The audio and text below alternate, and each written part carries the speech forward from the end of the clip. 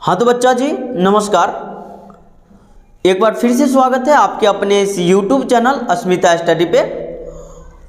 आप लोग जो है अक्सर अपने आस पड़ोस में देखते होइएगा, जो बहुत सारे बच्चे ऐसे होते हैं जो कम समय पढ़ने के बाद यानी कि कम पढ़ने के बाद भी जो है ज़्यादा नंबर जो है एग्ज़ाम में हासिल कर लेते हैं, और कुछ बच्चे ऐसे होते हैं जो 12 घंटा 13 घंटा पढ़ने के बाद भी जो है नंबर जो है नहीं प्राप्त कर पाते हैं। ठीक है, तो उस पर हम बात करेंगे जो आखिर जो है हमको बढ़िया नंबर स्कोर करने के लिए जो है कैसे पढ़ना है। यहाँ पर हम आपको 5 स्मार्ट स्टडी करने का तरीका बताएंगे जो आप लोगों को बहुत बढ़िया लगेगा, और अगर आप इसको फॉलो करते हैं, ठीक है, फॉलो करते हैं तो एग्ज़ाम में जो है ज़्यादा नंबर प्राप्त कर सकते हैं। ठीक है, ये हमारी गारंटी रहेगी। चलिए, तो सबसे पहले हम यहाँ पे क्या लिए हैं, टाइम टेबल या स्लॉट बनाकर पढ़ना। तो टाइम टेबल आप लोग समझ रहे होंगे, आप लोग का जो है वो टाइम का मेमो बनाया रहता है, जो 9 बजे से जो है 9 से 10 तक हिंदी पढ़ना है, फिर 15 मिनट का ब्रेक करना है, और उसके बाद जो है 10-15 से 11 बजे तक जो है संस्कृत पढ़ना है। ऐसे आप लोग बनाते होंगे, जो आपका रूटीन रहता है डेली रूटीन पढ़ने का, वो आप लोग बनाते होंगे। तो टाइम टेबल बना के तो पढ़ना ही है।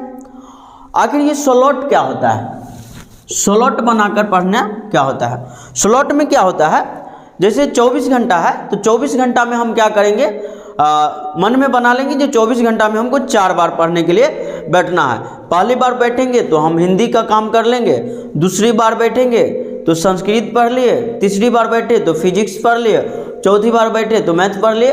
ऐसे करके हमको पढ़ना रहता है। तो इसमें होता क्या है, स्लॉट में पढ़ने में जो आपको जो है थकान जो है थोड़ा कम महसूस होता है और आप ज़्यादा पढ़ पाते हैं। ठीक है, तो स्लॉट यही होता है जो आप जो है पूरा जो है 3-4 राउंड जो है पढ़िएगा, ऐसे मतलब 3-4 बार जो है पढ़िएगा। पहला में हिंदी पढ़ लिए, दूसरा में इंग्लिश पढ़ लिए, मान लेते हैं। तो ऐसे आप लोग जो है पढ़ सकते हैं स्लॉट बना के।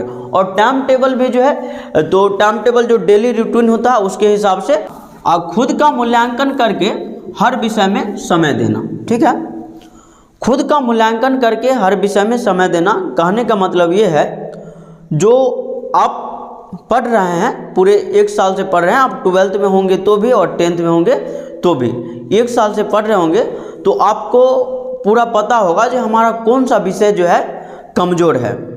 ठीक है, कौन सा विषय हमारा जो है कमज़ोर है और कौन सा विषय मजबूत है। जैसे मान लीजिए जो आपका मैथ बढ़िया है, आपका संस्कृत कमज़ोर है, तो आप जो है संस्कृत पे थोड़ा ज़्यादा ध्यान दीजिए।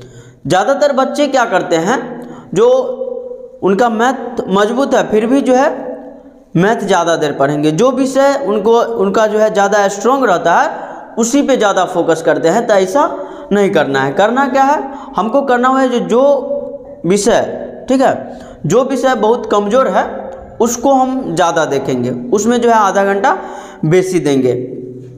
तो ये हो जाता है। तो पहले जो है खुद का मूल्यांकन हम करेंगे, खुद का मूल्यांकन करेंगे, उसके बाद जो है सभी विषय को पढ़ेंगे।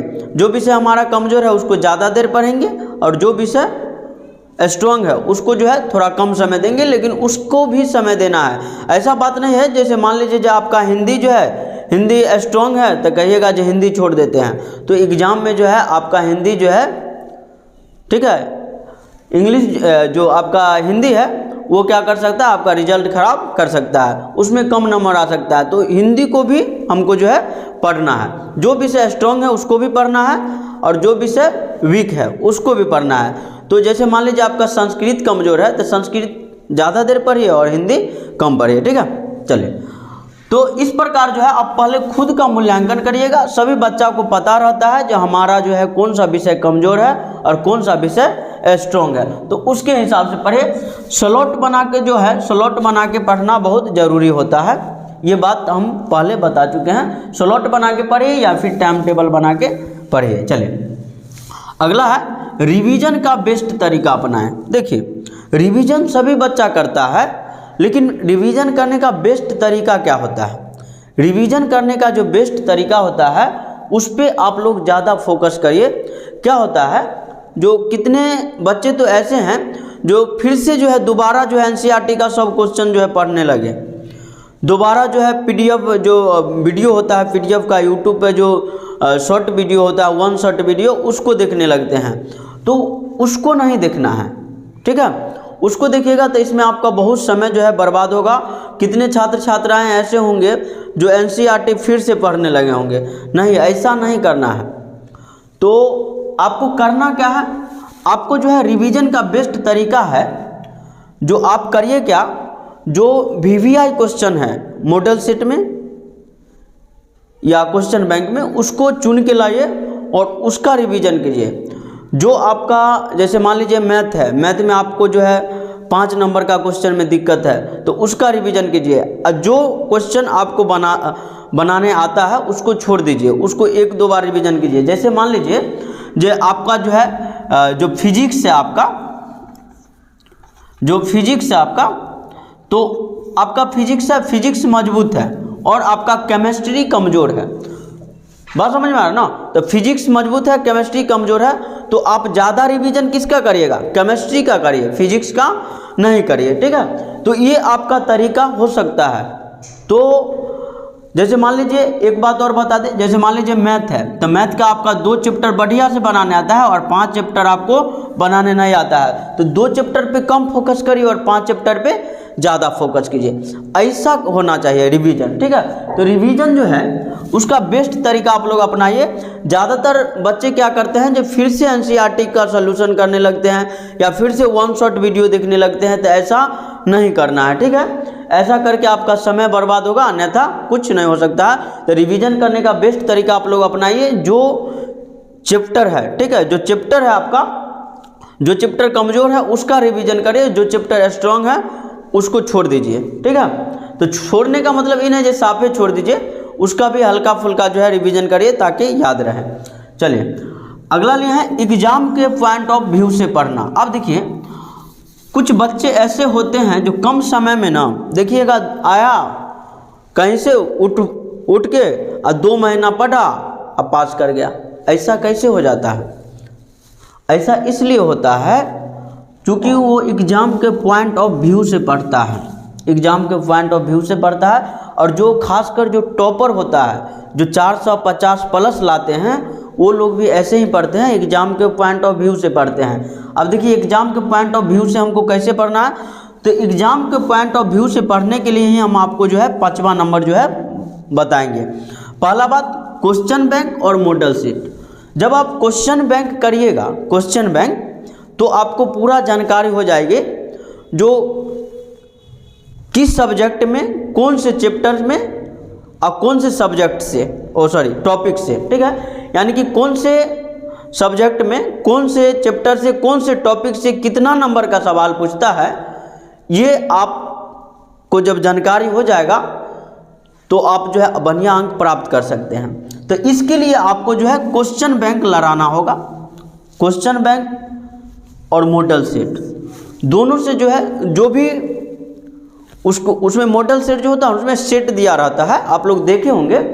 तो उसका जो भी सेट रहता है, जैसे मान लीजिए 2024 का सेट उठा के आप पूरा बना लिए, ठीक है, उसका सेट लगाइए और पूरा बना लिए, तो उसमें आपको पता चल जाएगा जो कौन चैप्टर से जो है कितना अंक का पूछा गया है, कौन से टॉपिक से ज़्यादा सवाल पूछा गया है। तो उस पर आप जो है ज़्यादा समय दीजिए, जिससे ज़्यादा, जैसे मान लीजिए जो कोई ऐसा टॉपिक है जिसमें 2 नंबर का, ठीक है, 2 नंबर का पूछा, वहाँ से उस टॉपिक से 2 नंबर का पूछा, और वो जो है उसको रिवीजन करने में आपको 10 दिन लग जाता है, तो ऐसा काम नहीं करना है।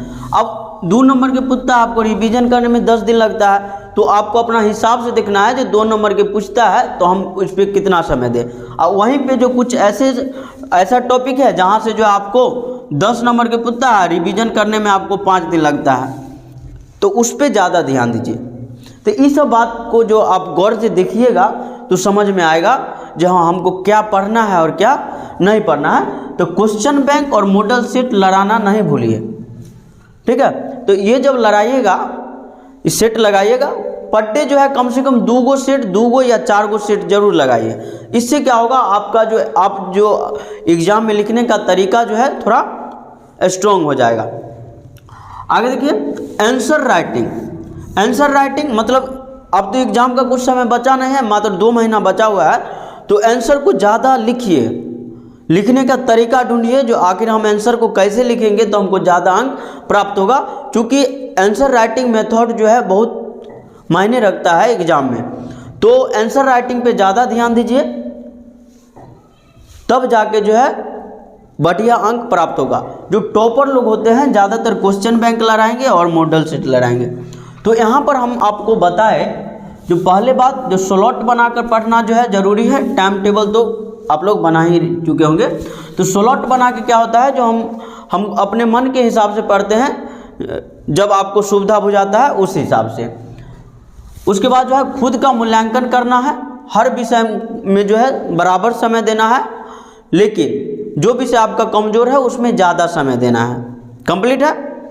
आगे देखते हैं, रिवीजन का बेस्ट तरीका हम बता दें आपको।